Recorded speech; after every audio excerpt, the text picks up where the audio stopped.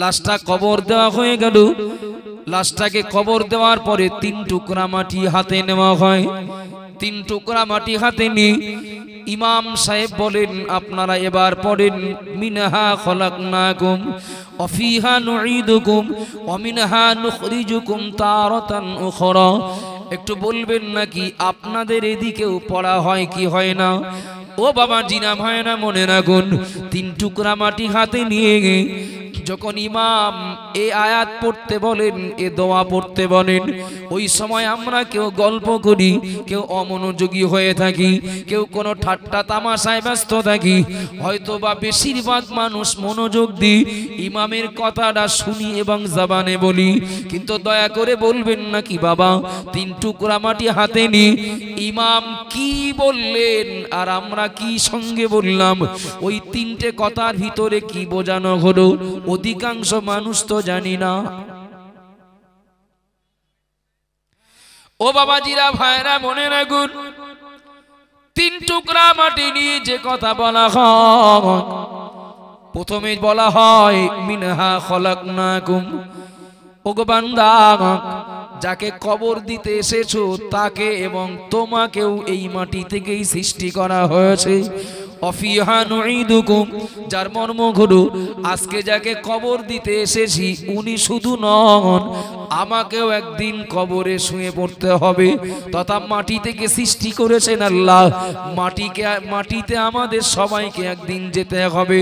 6 মাস 1 বছর 2 বছর পার হয়ে যাওয়ার পরে ওই কবরে কাকে দাফন করা হয়েছিল না না চেহারা দেখে বোঝা যাবে না বাবা, কবরের দিকে তাকালে চেনা যাবে না এই কবরটা কার, এই কবরে কাকে শোয়ানো হয়েছিল।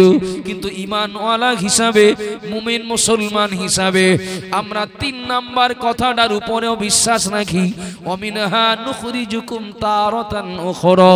মহান আল্লাহ পাক জানিয়ে দিলেন, বান্দা ও বান্দি, এই মাটি থেকেই সৃষ্টি করেছি, এই মাটিতেই তোমাকে একদিন আসতে হবে।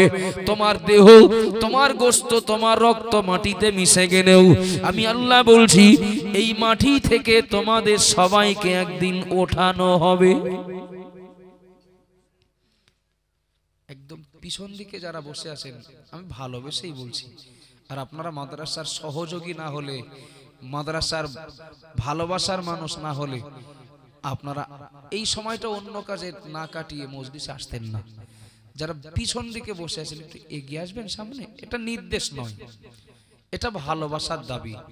আমি কারো সন্তানের মতো, আবার কারো হয়তো ছোট ভাইয়ের মতো। সামনাসামনি হলে আরেকটু ভালো লাগবে। একটু মনোযোগ দেন। আমি অল্প সময়ের ভিতরে হলেও একটা গন্তব্যে আপনাদের ইনশাআল্লাহ নিয়ে যাব। এই যে 3টে কথা বলা হয় ওই আয়াতের 3টে অংশ। এক অংশে আল্লাহ বললেন এই মাটি থেকে তোমাদেরকে সৃষ্টি করেছি, এই মাটিতেই তোমাদের একদিন কবর হবে, তোমাদের সবাইকে একদিন কবর থেকে ওঠানো হবে। আচ্ছা, কবর থেকে যে ওঠানো হবে এর পরে কি আর কিছু আছে না উঠিয়ে শেষ? একটু কথা বলেন বাবা। কবর থেকে যে ওঠানো হবে এর পরে কি আর কিছু আছে? আব্বা জান ভাইরা মনে কি দিন, মা বোনেরা মনে রাখুন, নবী আদম আলাইহিস সালাম থেকে শুরু করে আর কিয়ামত পর্যন্ত যত বান্দা, কিয়ামত পর্যন্ত যত বান্দি আল্লাহ দুনিয়ার জমিনে পাঠাবেন, দুনিয়ার জমিনে যারা আগমন করবেন, ও বাবা জিরা মায়েরা, যার পরিচয় যাই হোক না কেন, একজন ভালো মানুষ হন আর খারাপ হন, প্রভাবশালী হন আর সাধারণ কোনো মানুষ হন না কেন, যিনি যেখানেই ইন্তেকাল করেন, কখনো বা আমরা দেখি কত নদীতে নৌকা ডুবে যায়, কত কত সাগরে আপনার জাহাজ ডুবে যায় বাবা। ও বাবা জিরা ভাইরা, কাউকে বা বাগে সিংহে হাঙর কুমিরে খায়, যিনি যেখানে ইন্তেকাল করলেন, যেখানে সমাধি হলো, ওখান থেকে মহান আল্লাহ সবাইকে একদিন হাসর মাঠে তুলবেন, সবাইকে একদিন আল্লাহ হাসরের ময়দানে হাজির করাবেন।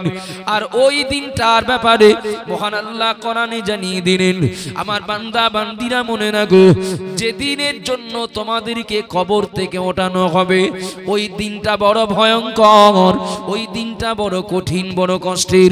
ওই দিনটার ব্যাপারে মহান আল্লাহ পাক রব্বুল আলামিন জানিয়ে দিলেন ইয়াওমা ইয়াকুমুর রূহু ওয়াল মালাইকাতু সাফফান লা ইয়াতাকাল্লামুনা ইল্লা মান আযিন। মহান আল্লাহ জানিয়ে দিলেন ও বান্দা বান্দিরা মনে রাখো তোমাদেরকে যেদিন কবর থেকে ওঠানো হবে, যেদিন হাসরের ময়দানে সবাইকে দাঁড় করানো হবে, হাসরের মহাময়দানে সব বান্দা সব বান্দিরা আসামির মতো জবান বন্ধ করে দাঁড়িয়ে যাবে। শুধু শুধু বান্দা বান্দি না বলো, জিন ইনসান সহ ফেরেশতা মণ্ডলীরাও হাসরের ময়দানে সবাই দাঁড়িয়ে যাবে। মাথা উঁচু করে নয়, আসামির মতো করে জবান বন্ধ করে সবাই দাঁড়িয়ে যাবে। ইল্লা মান আযিন, আল্লাহ যাকে অনুমতি দেবেন সে ব্যতীত, তথা আল্লাহ যাকে অনুমতি দেবেন কথা বলার সেই মানুষটারই জবান খুলবে। তাছাড়া যে যত বড় বীর পালোয়ান হোক তাকে জবান বন্ধ করে আসামির মতো দাঁড়িয়ে যেতে হবে ওই দিনে। আমি আবারও জিজ্ঞাসা করছি, ওই দিনটার প্রতি আমাদের বিশ্বাস আছে না নেই? কথা বলেন বাপ, আছে। ও বাবাজিরা ভাইরা মনে রাখুন, মহান আল্লাহ পাক পরিষ্কার জানিয়ে দিলেন জিন ইনসান আর ফেরেশতা মণ্ডলী সবাইকে আল্লাহ কিয়ামতের দিন হাজির করাবেন। সবাই হাসরের ময়দানে আসামির মতো দাঁড়িয়ে যাবে। একবার ছোট্ট করে একটু ভেবে বলবেন নাকি বাবা, আমরা আল্লাহর বান্দা, আমরা আল্লাহর সৃষ্টি, আমরা আল্লাহর বান্দা, আমরা আদমের বংশধর, আমরা পদে পদে অন্যায় করি, আমরা পদে পদে অপরাধ করি। একদিকে আদেশ পালন করতে পারি না আর একদিকে নিষেধ বাদ দিতে পারি না। একদিকে আদেশ পালন না করার জন্য আসামি হই, অপরদিকে নিষেধ বর্জন করতে পারি না, এ কারণে আমরা আসামি হই। ও বাবাজিরা ভাইরা মনে রাখুন, কাল কিয়ামতের দিন আমরা মানুষ, আমরা যদি আসামির মতো দাঁড়িয়ে যাই, আমি বলবো, আমরা বলবো এটা অসম্ভব নয়, এটা আশ্চর্য হওয়ার ব্যাপার নয় বাবা। কিন্তু আশ্চর্য হওয়ার ব্যাপার এই জায়গায়, ভয় লাগে তো এই জায়গায়। কাল কিয়ামতের দিন সব ফেরেশতারাও আসামির মতো দাঁড়িয়ে যাবে। জন্মলগ্ন থেকে ফেরেশতা মণ্ডলীরা ওরা আল্লাহর ইবাদত ছাড়া আর কিছুই বোঝেন না বাবা। জন্মলগ্ন থেকে ফেরেশতা মণ্ডলী জানা ওরা আল্লাহর ইবাদতই করেন, ইবাদতই করেন। ওদের ব্যবসা নাই, দোকানদানি নয়, ওদের চাষাবাদ নয়, চাকরি বাকরি নয়, ওদের স্ত্রী নাই, সন্তান পরিবার নয়। ওরা একটাই বিষয় শুধু বোঝেন, শুধু আল্লাহর ইবাদত। ও বাবা জিনা ভাইরা মনে রাখুন, আমরা মানুষ, ভুলে ভরা আমাদের জীবন। কিয়ামতের দিন আমরা যদি আসামির মতো দাঁড়িয়ে যাই, এটা বলবো অসম্ভব নয়, আশ্চর্য নয়। কিন্তু আল্লাহর ফেরেশতা মণ্ডলীরা যেদিন আসামির মতো দাঁড়িয়ে যাবেন, ওই দিনটা আমাদের একটু গুরুত্ব দিয়ে মনে রাখার দরকার আছে না নেই? কথা ঠিক না ভুল বাবা?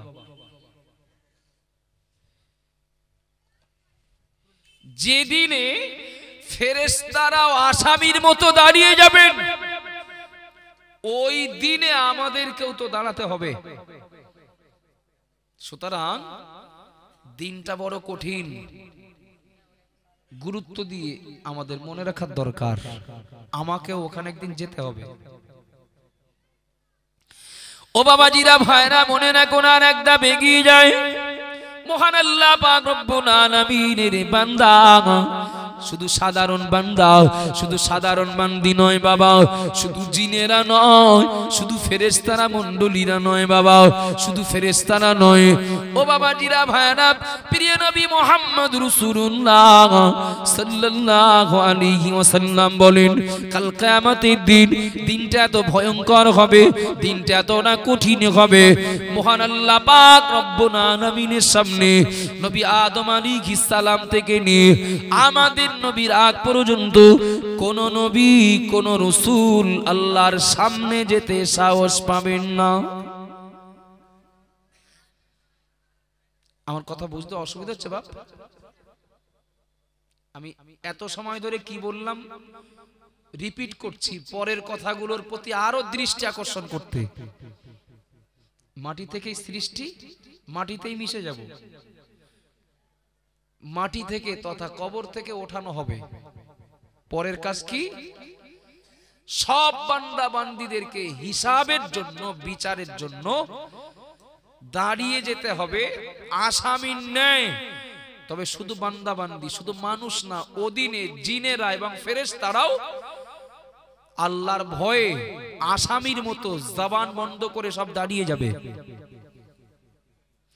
অন্য একটি হাদিসে নবী বলেছেন, শুধু সাধারণ মানুষ এবং জিন ফেরেশতারা নন,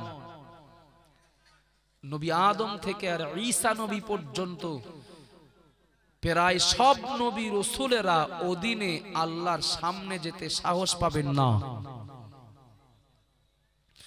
ও বাবাজিরা, ভাইরা, মনে রাখুন, একটু যদি ছাড়িয়ে বলি তাহলে পরিষ্কার হয়। হাসরের মহাময়দানে আর যেমন একটা সূর্য মাথা থেকে হাজার হাজার নয়, লক্ষ লক্ষ নয়, কোটি কোটি মাইল দূরে অবস্থান করছে বাবা, কাল কিয়ামতের দিন মাথার অতি সন্নিকটে আল্লাহ সূর্যের 12টা মুখ খুলে দেবেন। এই সূর্যের তাপে হাসরবাসীরা ওরা এতটা অতিষ্ঠ হয়ে যাবেন, ওরা এতটা কষ্ট পাবেন বাবা। হাসরবাসীরা মনে মনে করবেন, হাসরবাসীরা মনে মনে ভাববেন, বিচার যদি শুরু হয়ে যায় অন্তত এই কষ্টের হাত থেকে বাঁচা যেত। বিচার যদি শুরু হয়ে যায় অন্তত এই কষ্টের হাত থেকে বাঁচা যাবে। কিন্তু ওরা জানে না, ওদের মাথায় তখন থাকবে না আল্লাহর জাহান্নাম, এর থেকে আরো কঠিন, এর থেকে আরো কষ্টের। আসলে বিষয়গুলো সামনে যখন যে যন্ত্রণাটা আগে আসে মনে হয় এটা বড় যন্ত্রণা। কথা ঠিক না ভুল বাবা? পেট ব্যথা করছে, মনে হয় যে এর মতো ব্যথা পৃথিবীতে মনে হচ্ছে আর নেই। সে হাঁটতে হাঁটতে কাঁচানো উল্টে গেছে, তখন কি মনে বলেন দিন? মানে পেট ব্যথা, ও ব্যথার মধ্যে পড়ে। ব্যথা তো এইবার হচ্ছে, আমার কথা বোঝা যাচ্ছে কি নাকি?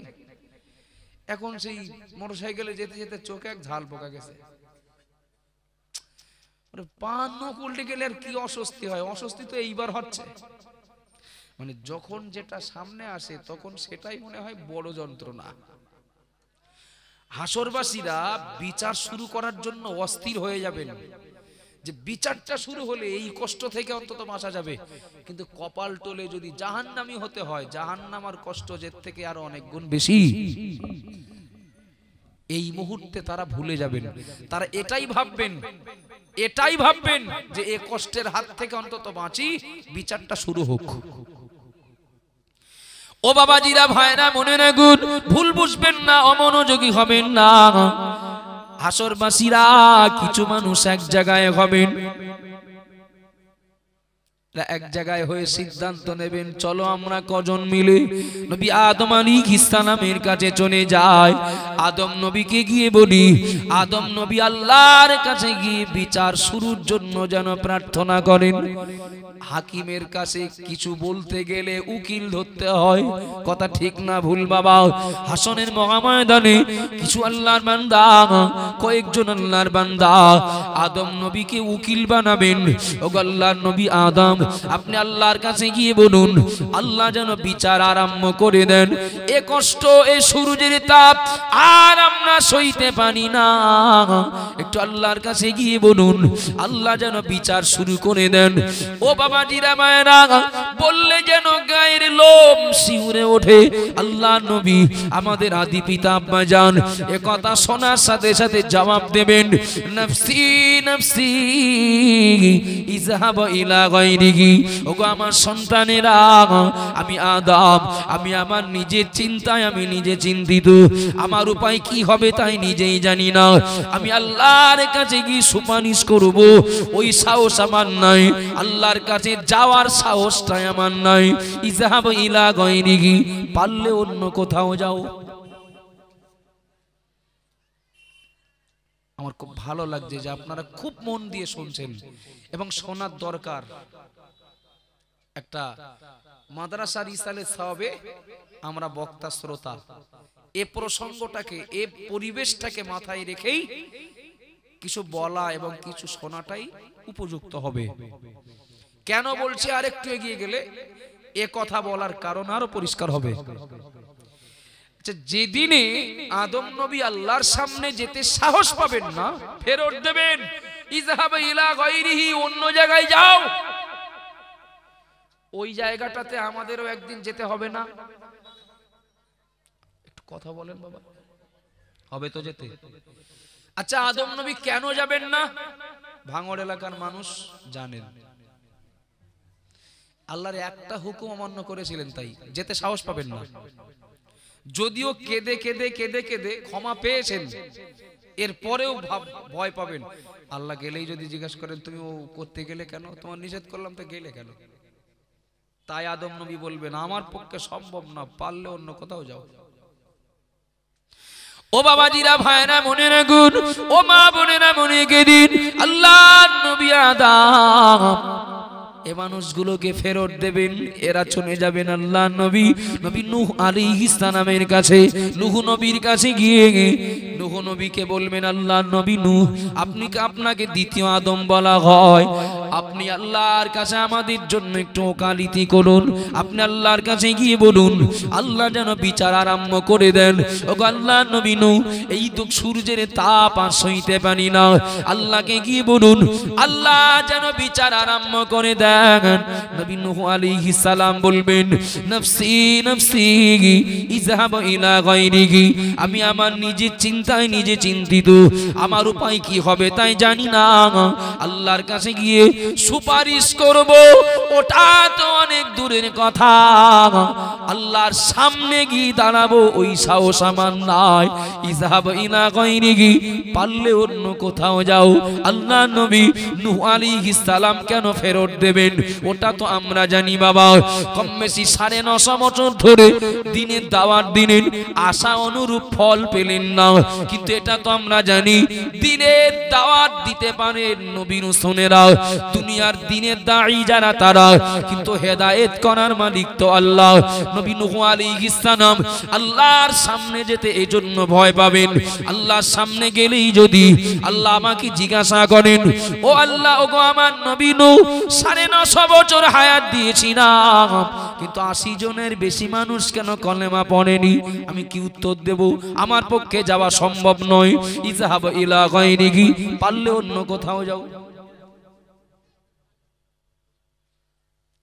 কথা বললে অনেক বলা যাবে, আমার প্রয়োজন যতটুকু ততটুকু বলছি।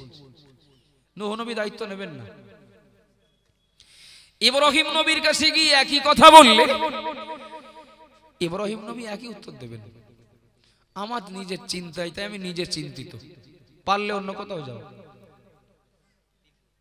আপনাদের অসুবিধা হচ্ছে বাবা? নবী মূসা আলাইহিস সালামের কাছে গেলে একই কথা বলবেন, আমার পক্ষে সম্ভব না, পারলে অন্য কোথাও যাও। প্রত্যেক নবী, প্রত্যেক রাসূল আল্লাহর সামনে যেতে না পারার কারণ দেখাবেন, জানি আমরা, আমি বলছি না, সময় নষ্ট হবে। নবী ঈসা আলাইহিস সালাম তার কাছে মানুষগুলো চলে যাবেন, ঈসা নবী তো আমাদের নবীর আগের নবী, বাকি নবীরা সব ফেরত দেবেন। এবার ঈসা নবীর কাছে ওই মানুষগুলো এসে হাজির হবেন। ও বাবাজিরা, ভাইরা, মনে রাখুন, আল্লাহ নবী ঈসা আলাইহিস সালাম হাসরের ময়দানে ওই মানুষগুলোকে বলবেন আল্লাহর বান্দা, আজকের দিনে যার কাছে যাওয়া হোক আল্লাহর সামনে যাওয়ার সাহস কারণ নাই, একমাত্র আল্লাহর সামনে গিয়ে সুপারিশ করতে পারবেন, আল্লাহর কাছে সুপারিশ করবেন। ইযহাব ইলা মুহাম্মাদুর রাসূলুল্লাহ, পারলে নবী মুহাম্মদুর রাসূলুল্লাহর কাছে চলে যাও। একটু জোরে বলবেন না, একটু মহব্বতে বলুন সুবহানাল্লাহ। হাসরের মহাময়দানে আল্লাহর সামনে যাওয়ার ক্ষমতা আজকের কারণ নাই, আল্লাহর কাছে কেউ যেতে সাহস পাবে না, একমাত্র একজন নবী, নবী মুহাম্মদুর রাসূলুল্লাহ সাল্লাল্লাহু আলাইহি ওয়াসাল্লাম, নবী মুহাম্মদুর রাসূলুল্লাহ কোন জায়গায় দেখো, নবী মুহাম্মদুর রাসূলুল্লাহর কাছে চলে যাও, তাহলে তোমাদের আর কোথাও তিনি ফেরত দেবেন না। একটু জোরে বলবেন না বাবা, আরো মহব্বতে বলুন সুবহানাল্লাহ। ও বাবাজিরা ভাইরা, গভীরভাবে শোনার জন্য, এবার মাথায় রাখার জন্য অনুরোধ করছি। ধরি নেন না কেন, ধরি নেন না কেন?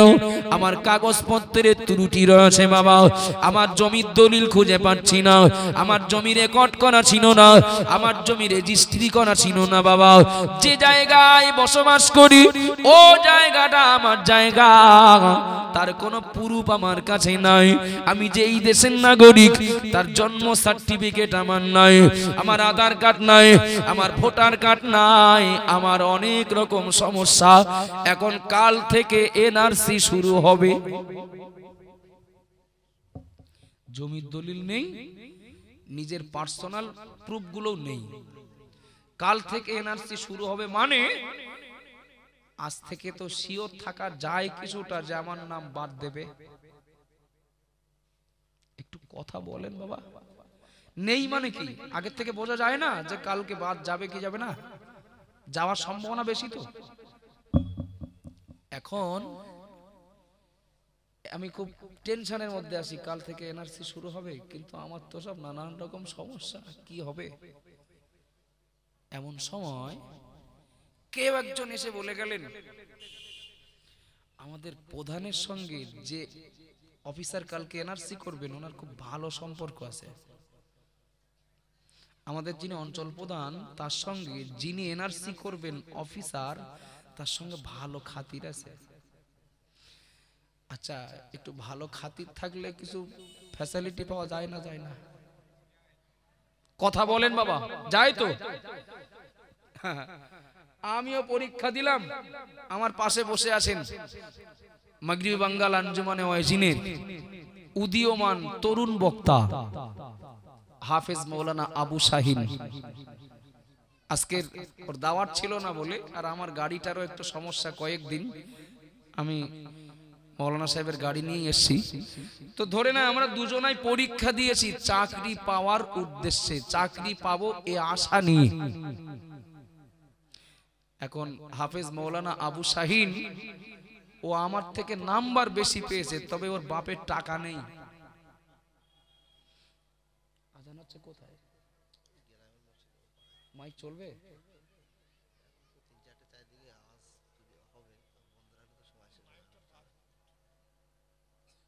না? যেহেতু দুটো তিনটে আওয়াজ হচ্ছে একসঙ্গে, 1-2 মিনিট লাগবে, লাগুক। আর চালাতে বলি চালাবো। আচ্ছা যাক, খেয়াল করেন কি বলছিলাম যেন। হাফেজ মাওলানা আবু শাহিন একটা যোগ্য ছেলে, আমার থেকে নাম্বার বেশি পেয়েছে, তবে বাপের টাকা নেই। আর আমি নাম্বার তুলনামূলক অনেক কম পেয়েছি, তবে আমার বাপের ইট ভাটা আছে।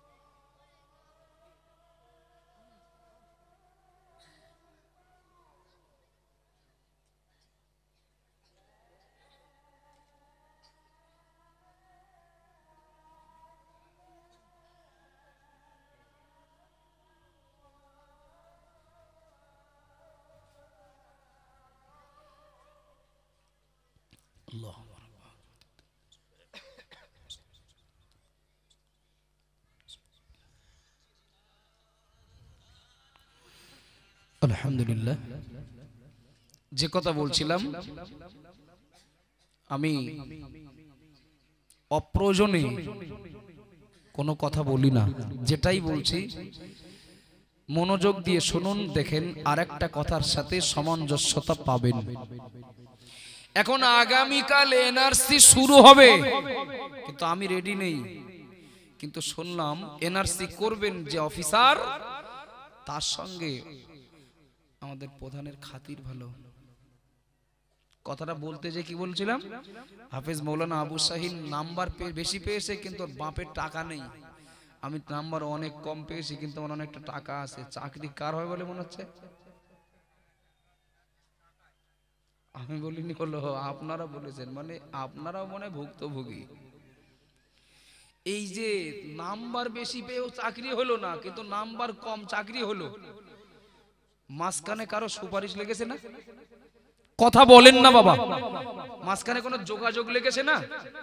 যোগাযোগ থাকার কারণে বা কোনো কিছু মাধ্যম হওয়ার কারণে নাম্বার কমের পরেও যাও চাকরি হয়ে গেছে। কথা ঠিক না ভুল? ঝটপট উত্তর দেন। প্রধান সাহেবের কথা অনুযায়ী এনআরসি করবেন যে অফিসার, কাগজপত্রের একটু যদি ত্রুটিও থাকে তো ছেড়ে দেবেন, যদি প্রধান সুপারিশ করেন। ও প্রধান কোথায় আসেন এখন থেকে খুঁজে বেড়াবো না? আমি কি বেকার সময় নষ্ট করছি? কথা বলেন বাবা।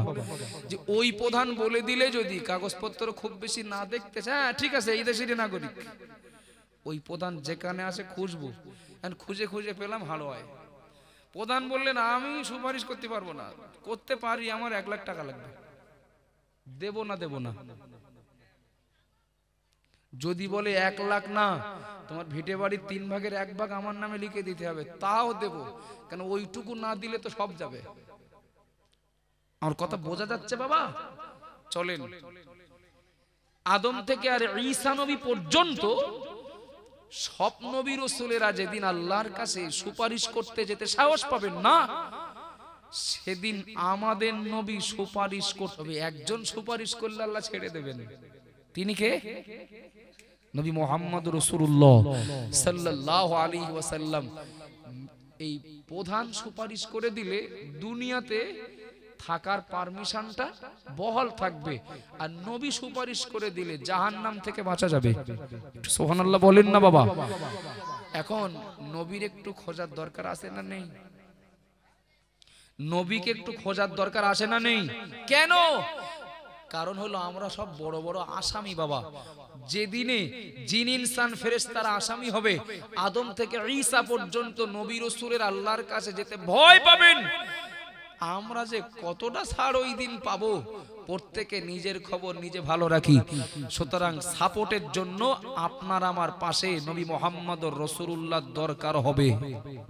প্রধান যদি বলে জমির অর্ধেক লিখে দিতে হবে, তাতে যদি রাজি হই, তো ওই নবী সুপারিশ করবেন, বিনিময়ে যদি নবী আমাদের কাছে কিছু চান, দিতে হবে না? হবে না? আবাজান ভাইরা, মনে কি দিন পরের কথা বলছি। একদিকে প্রিয় নবী মুহাম্মদুর রাসূলুল্লাহ সাল্লাল্লাহু আলাইহি ওয়াসাল্লাম, তিনি ওই কঠিন মুসিবতের দিনে আল্লাহর কাছে সুপারিশ করবেন। শুধু বিচার শুরু হওয়ার জন্য নয়, আল্লাহর বান্দা বান্দীদের জন্য আল্লাহর কাছে সুপারিশ করবেন। আর ওই নবী তার পাক জবানে বললেন, ইকরাউল কুরআনা ফাইন্নাহু ইয়াতি ইয়াউমাল কিয়ামাতি শাফিয়ান লিয়া সাহাবী। নবী আমার জানিয়ে দিলেন, দুনিয়ার জমিনে যারা কোরআন তেলাওয়াত করবে, দুনিয়াতে যারা কোরআন পড়বে, যারা কোরআনের যত্ন নেবে, আমি মুহাম্মদুর রাসূলুল্লাহ বলছি, ওই কঠিন মুসিবতের দিনে, কোন দিনে? যেদিন জিন ইনসান ফেরেশতারা জবান বন্ধ করে আসামির মতো দাঁড়িয়ে যাবে। কোন দিনে? যেদিন নবী আদম থেকে ঈসা পর্যন্ত নবী রাসূলেরা আল্লাহর সামনে যেতে ভয় পাবেন। নবী আমার জানিয়ে দিলেন যারা কোরআন পড়বে, কোরআনের যত্ন নেবে, আমি মুহাম্মদুর রাসূলুল্লাহ বলছি সাফিয়ান ইয়া সাহাবী, ওই কোরআন কিয়ামতের দিন তেলাওয়াতকারীর জন্য, যত্ন নেওয়া মানুষটার জন্য কোরআন সরাসরি আল্লাহর কাছে সুপারিশ করবেন। একটু জোরে বলবেন না, একটু মোহাব্বত করে বলেন না সুবহানাল্লাহ। যেদিনে ওই কঠিন পরিবেশ তৈরি হবে, নবী আমার জানিয়ে দিলেন কোরআনের পক্ষে থাকা মানুষটার জন্য পবিত্র কোরআন আল্লাহর কাছে শাফাত করবেন কোরআনের পক্ষে থাকা মানুষটার জন্য তত সময় যত সময় আল্লাহ তাকে জান্নাত না দেবেন। একটু জোরে বলবেন না, একটু খুশি হয়ে বলেন সুবহানাল্লাহ। ও বাবাজিরা, ভাইরা, মনে রাখুন নবী আমার পাক জামানে জানিয়ে দিলেন মান করাল কোরআনা ফাস্তাজহারাহু ফাহাল্লা হালালাহু ওয়া হাররামা হারামাহু আদখালাহুল্লাহু জান্নাতাহু।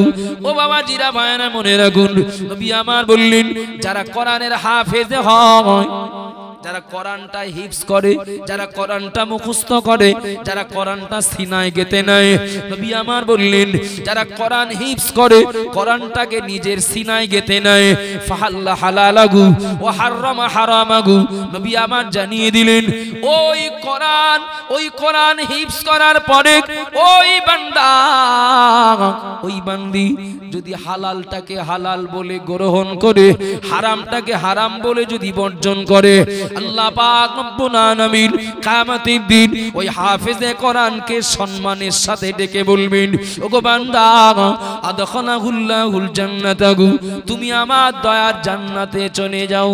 একটু জোরে বলবেন না, একটু মহব্বতে বলুন সুবহানাল্লাহ। হাফেজে কোরআনকে দুনিয়ার মোড়ল মাতব্বর অন্যান্য শিক্ষা শিক্ষিত মানুষেরা হাফেজে কোরআনকে গুরুত্ব দিতে না পারেন, আলেমে দ্বীনকে গুরুত্ব দিতে না পারেন, মাদ্রাসা শিক্ষার গুরুত্ব না দিতে পারেন, কিন্তু নবী আমার জানিয়ে দিলেন হাফেজে কোরআনকে মহান আল্লাহ ওই মুসিবতের দিনে সম্মানের সঙ্গে আল্লাহ ডেকে বলবেন বান্দা ও বান্দি আমার দয়ার জান্নাতে চলে যাও। এবার আপনাদেরকে জিজ্ঞাসা করছি, হাফেজে কোরআন একা একা যদি জান্নাতে যান, তাহলে আমরা হাফেজে কোরআন তৈরির জন্য, আলেমে দ্বীন তৈরির জন্য আমরা খেদমত দিয়ে পাবো কি? কোন হাফেজ, কোন আলেম, কোন মাওলানার মাথায় যে পাগড়ি ওঠে না, আগামীকালও 10টা ছেলেকে পাগড়ি দেওয়া হবে। কি হুজুর? 10টা ছেলেকে পাগড়ি দেওয়া হবে। জানেন এই পাগড়িটা তার মাথায় উঠতে কত ভ্যানওয়ালারও টাকা ওর পিছনে ব্যয় করা আছে? আসে না? নেই বাবা, কত ভিক্ষুকের টাকাও আছে। ভিক্ষা করছিল, ভিক্ষা করতে করতে সে হুজুর সামনে পড়ে গেছে, মাদ্রাসার জন্য কালেকশন করছিল, তো তার ভিক্ষা করা টাকার থেকে 10 টাকা তুলে দিল। হয় না? হয় না? হয় না? হয় না বাবা। মাথায় পাগড়িটা উঠতে কত ভ্যানওয়ালা, কত রিক্সাওয়ালা, কত ইট ভাটায় কাজ করা, কঠোর পরিশ্রমীর অর্থ ওই বাচ্চাটার পিছনে আসে, তাই ওর মাথায় আল্লাহ আজকের সম্মানের পাগড়ি তুলে দিয়েছেন।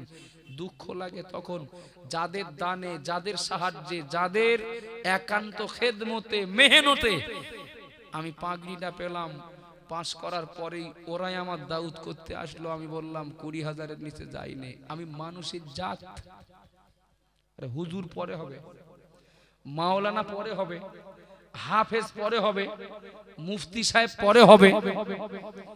যে জনগণের সাহায্য নিয়ে, যে জনগণের পরিষেবা নিয়ে আমি হাফেজ হলাম, আমি মাওলানা হলাম, আমি মুফতি হলাম, এইরকম স্টেজে দুটো কথা বলার যোগ্যতা অর্জন করলাম, যাদের অবদানে, যাদের খেদমতে, যাদের মেহনতে, তারাই যখন তাদের কোনো প্রয়োজনে আমাকে ডাকতে আসে, আমি তখন বাজেট বেঁধে দেই। এত না হলে বলো আমি বাড়ির থেকে গাড়ি স্টার্ট দেই না। ঠিক বলছি না ভুল বলছি বাবা? চলেন, প্রসঙ্গটা আলাদা। আমার বক্তব্য, হাফেজে কোরআন কি আলেমে দ্বীন জান্নাতে চলে যাবেন, কিন্তু জমি দিলেন যিনি, তার পাওনা কি? কমিটির কর্মকর্তা হিসাবে নিঃস্বার্থভাবে এই বিরাট বোঝা মাথায় নিয়ে মাদ্রাসা পরিচালনা করছেন, তাদের পাওনা কি? যারা দাতা হয়ে মাদ্রাসায় সহযোগিতা করে আসছেন, করছেন, করবেন, তাদেরও পাওনা আসে না নেই? কথা বলেন বাবা। কথা বললে অনেক বলার আসে, সময়ের অভাব। একটু বোঝানোর জন্য বলছি, ধরে নেন আমার এই বাম হাতটা লোহা। কি বলেছি তাড়াতাড়ি বলেন। এই হাতটা কি? লোহা। এটা মোবাইলটা মোবাইল না, ধরে না চুম্বক। চুম্বক বোঝেন তো? চুম্বক বোঝেন তো? তো আরেকটু সুবিধা হবে, বাম হাতটা চুম্বক আর এই মোবাইলটা লোহা। এর গায়ে দিলে লাগবে না ছাড়বে? লাগবে তো। বাম হাতটা চুম্বক বলেছি আর মোবাইলটা লোহা। তো এখানে লোহাটা দিয়ে দিলাম, তো ধরে রাখলো না? আচ্ছা, আর একটা লোহা নিয়ে যদি এই লোহার গায়ে দেই, ধরবে না ছাড়বে? কি দিক লেগে যাচ্ছে নাকি? ধরবে তো। লোহার গায়ে লোহা ধরে? ধরবে? যেহেতু চুম্বকটা লোহায় লেগে আসে, এই লোহার গায়ে যদি আর একটা লোহা দেই, এই লোহাটা কিন্তু লোহা নেই, এও কিন্তু চুম্বকের সঙ্গে যুক্ত থাকার কারণে ও আকর্ষণটা ওতে প্রভাব পড়েছে না পড়িনি? পড়েছে তো। এর গায়ে আর একটা লোহা দেব, এ ধরবে। এইবার যদি এইটা সরিয়ে নেই, দুটোই পড়বে। কথা ঠিক বলছি না ভুল বলছি? শোনেন, হতে পারেন ভ্যানওয়ালা, হতে পারেন রিক্সাওয়ালা, হতে পারেন ইটভাটায় কাজ করা কোনো কঠোর পরিশ্রমী। তিনি যখন একা থাকবেন তার মর্যাদা একরকম, কিন্তু তিনি যখন কোন সম্মানীয় আল্লাহর প্রিয় কোন বান্দার সাথে কোন দিক থেকে যুক্ত হবেন, তখন ওই ব্যক্তিটার সম্মানটার সাধারণ মানুষের সম্মান থাকে না। আবাজান ভাইরা, মনে কি দিন, মা বোনেরা মনে রাখুন, প্রিয় নবী মুহাম্মদ রাসূলুল্লাহ সাল্লাল্লাহু আলাইহি ওয়াসাল্লাম বললেন, কিয়ামতের ওই কঠিন দিনে শুধু আলেমে দিন হাফেজে কোরআন একা একা জান্নাতে যাবেন না। আল্লাহ পাক রব্বুল আলামিন কোন মাস্টার, কোন ডাক্তার, কোন উকিল, কোন ব্যারিস্টার, কোন মন্ত্রী, অন্যান্য পাওয়ারফুল কোন ব্যক্তিদের আল্লাহ যে পাওয়ার দেবেন না, আল্লাহ যে ক্ষমতা দেবেন না, কিয়ামতের দিন হাফেজে কোরআনদেরকে আল্লাহ এক এক করে ডাকবেন, ওগো বান্দা তুমি একা একা জান্নাতে যেও না, তোমার পিছনে অনেক মানুষের অবদান রয়েছে। একটু জোরে বলবেন না? একটু মহাব্বতে বলুন সুবহানাল্লাহ। তোমার পিছনে অনেক মানুষের অবদান রয়েছে। কেউ তোমার থাকতে জায়গা দিয়েছিল, কেউ তোমাকে পড়িয়েছিল, কেউ তোমার ওই মাদ্রাসায় এই শিক্ষা যোগ্যতা অর্জন করার জন্য, এই ইলমটা অর্জন করার জন্য কথা দিয়ে সাহায্য করেছিল। আমি আল্লাহ আজকে তোমাকে জানিয়ে দিলাম, নবী বলেছেন, অসাফাহু আসারাম মিন আহলি বাইতিহি কুল্লুহুম কদ আযাবাত লাহুম নার। মহান আল্লাহ পাক রব্বুল আলামিন ওই আলেমে দ্বীন, ওই হাফেজে কোরআনকে বলবেন, বান্দা তুমি জান্নাতে যাও, তবে একা যেও না। 10 জন জাহান্নামীকে তোমার পছন্দ মতো, তোমার নিকটবর্তী এমন 10 জন জাহান্নামীকে আমি আল্লাহ আমার সুপারিশ, আমি আল্লাহ আমার হুকুমে তোমার সঙ্গে জান্নাতে নিয়ে যাও। যাদের ব্যাপারে নবী বললেন কুল্লুহুম কদ আযাবাত লাহুম নার, এমন 10 জন জাহান্নামীকে জান্নাতে নিয়ে যাও যাদের জন্য জাহান্নাম অজীব, শিওর জাহান্নামী, অবশ্যই জাহান্নামী।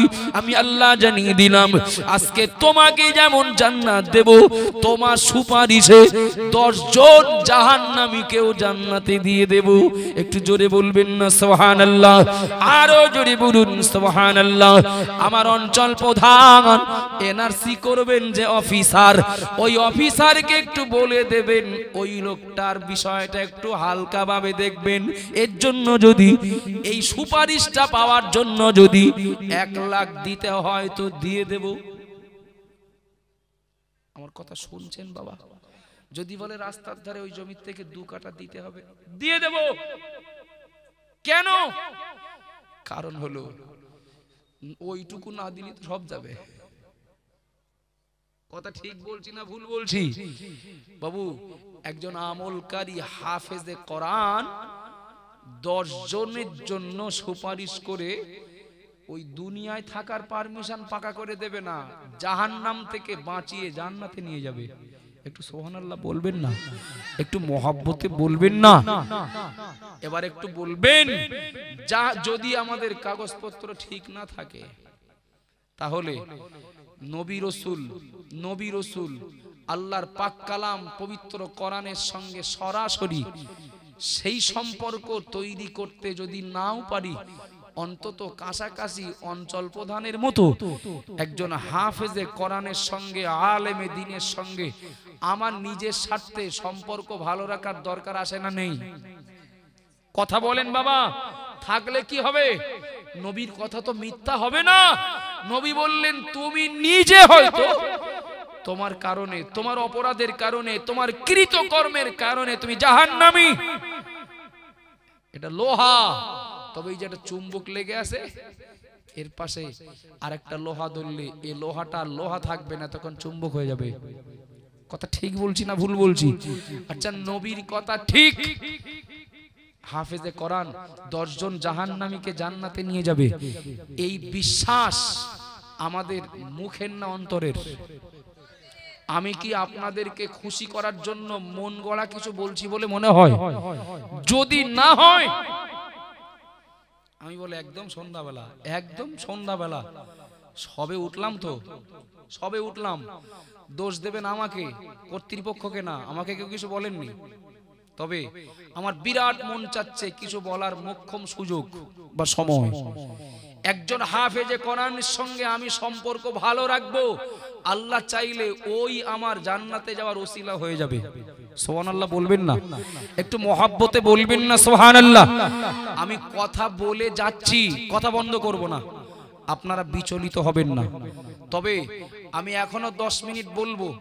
তবে যদি কারোর মনে হয় আব্দুল মুহিত যে কথাটা বলেছে যুক্তিতেও আমি বুঝলাম, হ্যাঁ আমার নিজের অযোগ্যতার কারণে একটা সাপোর্ট নাজাতের জন্য আমার প্রয়োজন, আর সেই সাপোর্ট যা তার ভিতরে নবীর কথা অনুযায়ী হাফেজে কোরআন তার ভিতরে।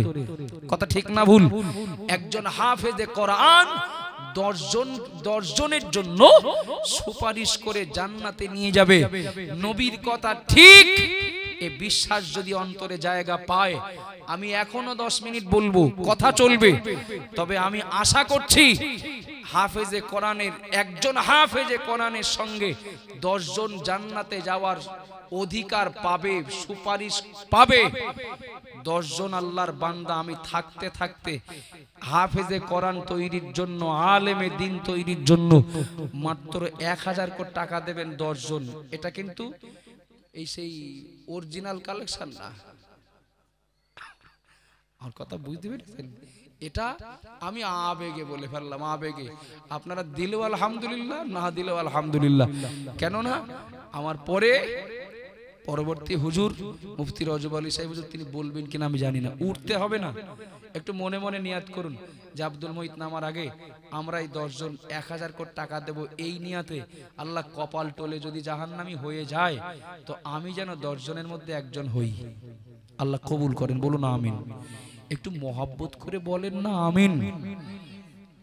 10 জন 1000 করে টাকা দেবেন হাফেজে কোরআন ওই আলেমে দ্বীন তৈরির জন্য, আমার ব্যক্তিগত নিজের স্বার্থে নয়। একটু নিয়াত করতে থাকুন, না দিয়ে যাবেন না, নিয়াত করতে থাকুন। চলেন, বাপ যদি হন হাফেজ সাহেবের বাপ, আর কারোর বাপ যদি হন এমএলএ এর বাপ, কার পাওয়ার বেশি? কার পাওয়ার বেশি? কঠিন প্রশ্ন তো, ঝটপট উত্তর দিলি হবে? প্রশ্ন কঠিন তো। আমি বলেছি হাফেজ সাহেবের বাপ আর এমএলএ এর বাপ, কার বাপের পাওয়ার বেশি? আচ্ছা, থানায় যেয়ে বলবেন দিন যে আমি হাফেজ সাহেবের বাপ এসে আমার এই কাজটা একটু করে দাও, কি এই কথাটা একটু শোনো। শুনবে? থানা দূরের কথা, মেম্বারও শুনবে কিনা সন্দেহ আছে। কথা ঠিক না ভুল? কিন্তু এমএলএ এর বাপ যদি বলে আমার চেনো, তোমার যে কোন সুন্দরবনে পাঠাতে পারে, আমি তার বাপ। কথা শুনবে না শুনবে না? শুনবে তো? এটা উল্টে দেন, এটা উল্টে দেন। কিয়ামতের দিন এমএলএর বাপ আল্লাহকে বলবে, আল্লাহ আমি বলো যেমন তেমন জিনিস না, আমি এমএলএর বাপ ছিলাম।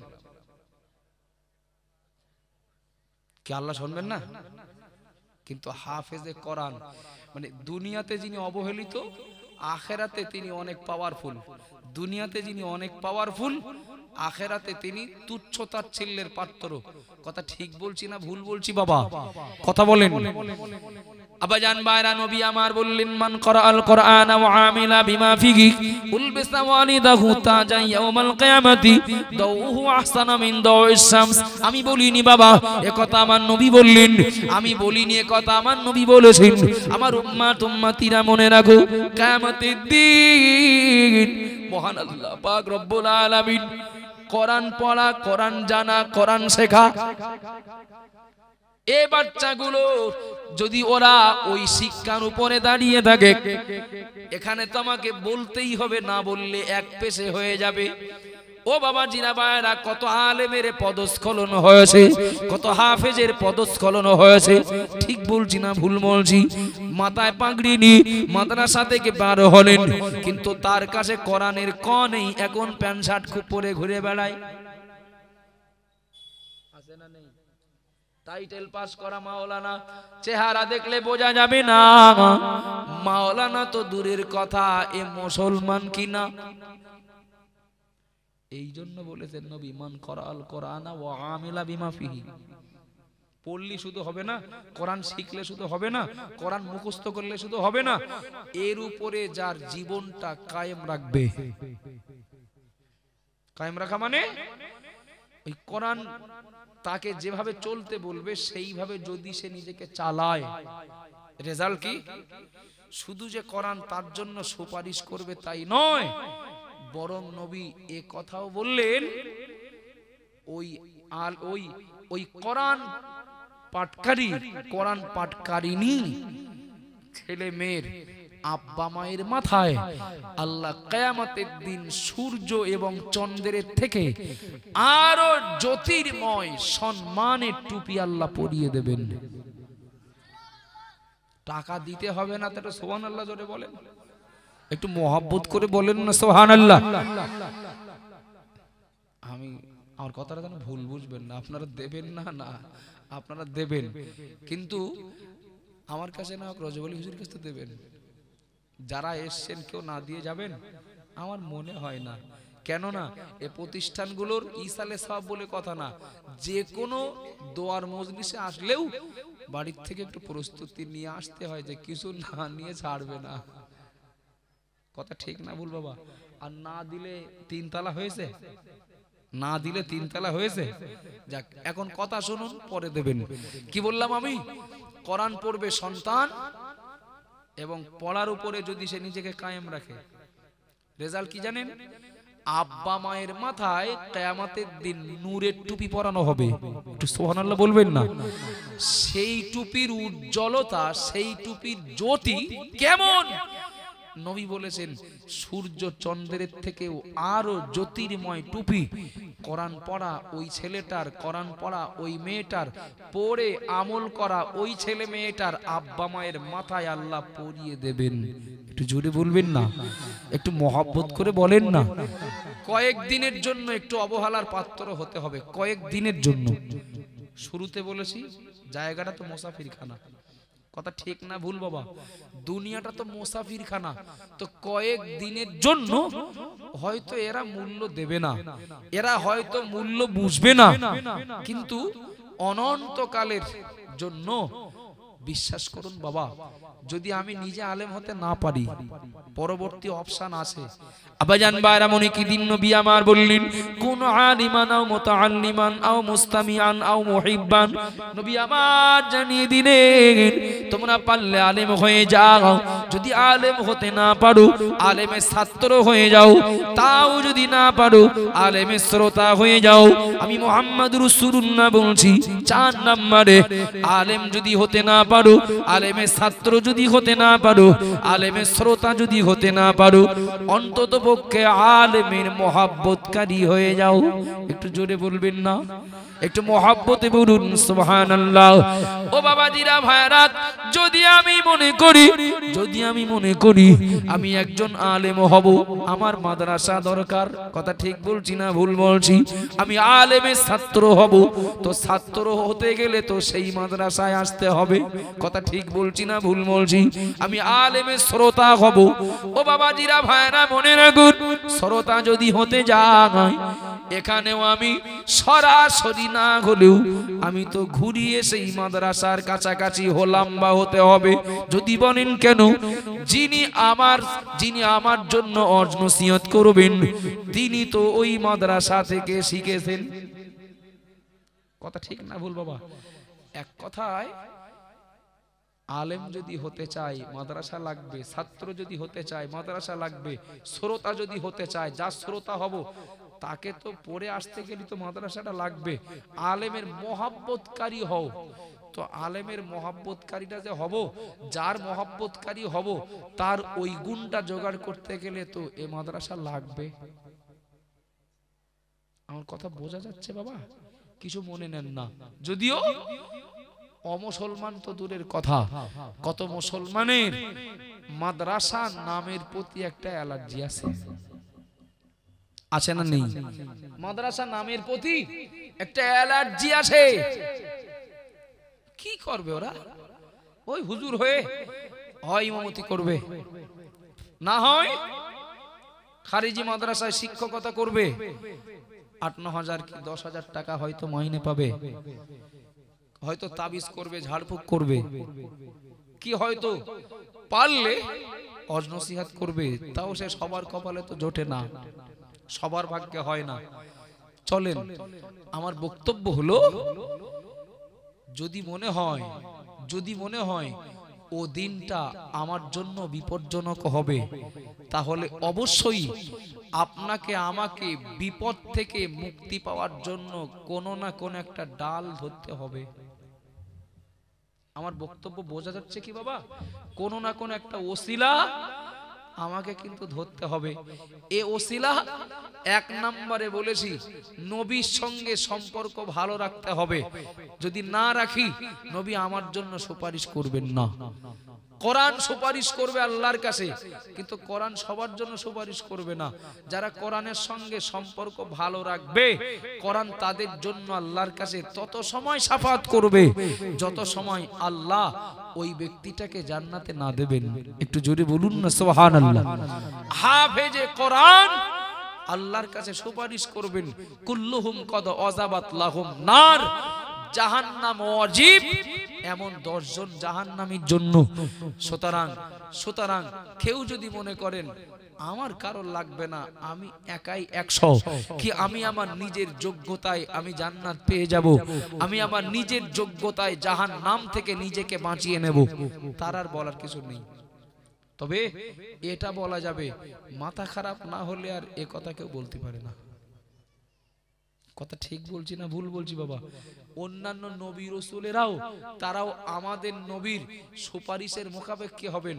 অন্যান্য নবী রাসূলেরা, নবী রাসূলের উম্মতেরা আমাদের নবীর উম্মত তথা উম্মতে মুহাম্মাদীর সুপারিশের মুখাপেক্ষী হবে। একটু সুবহানাল্লাহ বলবেন না?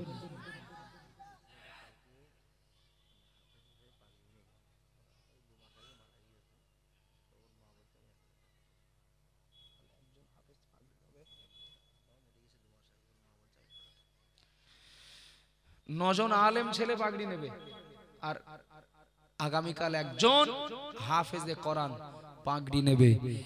কিন্তু আনন্দের বিষয় হলেও এর ভিতরে একটা বিরাট অভাব। যে ছেলেটা, যে হাফেজে কোরআনটা আগামীকাল পাগড়ি নেবে, গত 2 মাস 3 মাস আগে তার আব্বা দুনিয়া থেকে চলে গেছেন। আগামীকালকের দিনটাতে আব্বার চোখের সামনে ছেলের মাথায় পাগড়ি পরানো দৃশ্যটা আব্বা দেখলে কত না আনন্দ পেতেন বাবা, কত না আনন্দ পেতেন। কিন্তু আল্লাহর কাছে আমরা দোয়া করি সন্তানের সিনায় আল্লাহর পুরো কোরআনটাকে গেঁথে নেওয়ার জন্য তথা কোরআন হিফজ করার জন্য হাফেজ সন্তানকে আল্লাহ আব্বার মায়ের নাজাতের ওসিলা বানান। তার মা বলে পাঠিয়েছেন আমি 1000 টাকা দেব, আল্লাহ কবুল করেন, বলুন আমিন। স্বামীর জন্য গোনা মাফির কাফারা বানিয়ে দেন। আর মায়ের দানের ওসিলাতে মৃত্যুর আগ পর্যন্ত পবিত্র কোরআনটাকে ওই হাফেজে কোরআন মায়ের দানের ওসিলায় যেন মৃত্যুর আগ পর্যন্ত পুরো কোরআনটা মনে রাখতে পারে। একটু বলেন না আমিন, একটু মহব্বতে বলেন না আমিন। বাবু আমি আপনাদের কাছে আজকের এই পরিবেশের সাথে সামঞ্জস্যতা রেখে কথা বলার অনেক কিছু ছিল, কিন্তু যেহেতু মাদ্রাসা রিসালে সওয়াব এদিকটাতে লক্ষ্য রেখে আমি কিছু কথা বললাম। বাবা যে যাই বলুক, যে যাই ভাবুক, যে যাই মন্তব্য করুক, কিছু মনে নেবেন না, কিছু মনে নেন না বাবা। কোনটা সোনা আর কোনটা কেনা পাবলিক যতটা না বোঝে তার থেকে স্বর্ণকার বেশি বোঝে। কথা ঠিক বলছি না ভুল বলছি? সিটি গোল্ডের মাল দেখেন না, দেখলে তো চোখ ধাঁধা লেগে যায়, চোখ ধাঁধা লেগে যায়। আপনি একটা সোনার গহনা ব্যবহার করবেন, আপনি নয় আপনার পরিবার সোনার গহনা ব্যবহার করবেন, আর আমি একটা সিটি গোল্ডের মাল এনে গলায় পরিয়ে দেব, দৃষ্টিটা ওই দিকে তুলনায় এই দিকে বেশি আসবে। কেননা সিটি গোল্ডের মাল যা বার হচ্ছে, কেনা মাল যা পাওয়া যাচ্ছে মনোহরির দোকানে, যেন মনে হবে ওর থেকে দাম বেশি, ওর থেকে চিকচিকে ভাব বেশি, ওর থেকে উজ্জ্বলতা বেশি। কথা ভুল বলছি নাকি বাবা? জি, কোনটার কি দাম আপনার আমার নির্ণয়ের ত্রুটি হতে পারে অযোগ্যতার কারণে, কিন্তু স্বর্ণকারের হাতে যেই মনোহরির মাল পড়বে ছুঁড়ে ফেলে দেবে। কিন্তু সোনার জিনিসটা বেকা হলেও ওটা যত্ন করে ওর জায়গায় ওকে জায়গা দেবে। কথা ঠিক বলছি না ভুল বলছি?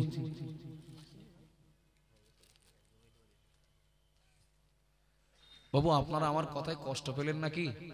একদিকে হাফেজে কোরআন, আগামীকাল একজন পাগড়ি নেবে, আব্বা দুনিয়ার থেকে বিদায় নিয়েছেন, ওই হাফেজে কোরআনের মা দেবে 1000 টাকা। আমি কি আর আশা করতে পারবো 1 থেকে 2 মিনিট হুজুরও এসে গেছেন, এক্ষুনি স্টেজে আসছেন, আর আমিও হঠাৎ একটা ব্যস্ততায় পড়েছে, আমিও চলে যাব এক্ষুনি। এই হাফেজে কোরআনের মায়ের সঙ্গে আর জোর হওয়ার কেউ আছেন? 1 থেকে 2 মিনিট আমি জোর করব না যেমন, আর লম্বা সময়টাও নেব না। দ্বিতীয় নাম্বারে কে? এই নিয়াতে আল্লাহ আমার কোন ত্রুটির জন্য যদি কিয়ামতের দিন জাহান্নামী হতে হয়, হাফেজে কোরআনকে আল্লাহ আমার জন্য নাজাত